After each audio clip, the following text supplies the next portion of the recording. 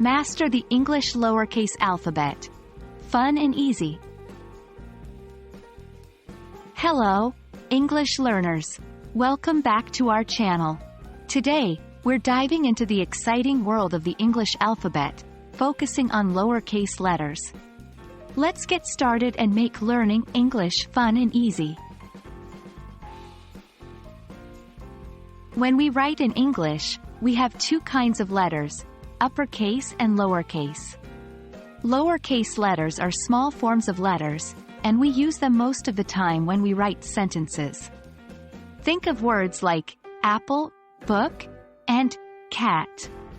These are all written in lowercase letters. The shape of each lowercase letter is important because it helps us identify the letter when we read. Let's take a closer look at them. A. Imagine a small apple on a tree. B. Picture a baseball bat and a ball. C. It looks like a cookie. D. Think of a duck's back and beak. Continue this fun description for each lowercase letter. Remember, practice is the key. Don't rush. Take your time to understand the shapes of each letter.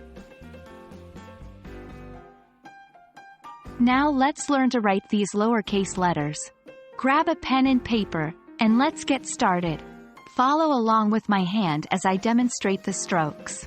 A. Start at the top, go around in a circle, then down and straight for a little tail. B. Start at the top, go straight down, then make a round belly. C. Start at the top and curve around. D. Make a circle, then a line that goes up and down. Continue this step-by-step instruction for each lowercase letter. Keep practicing, and don't worry if your letters don't look perfect. They will improve with practice. Finally, let's put these lowercase letters into action. We'll write some simple words together.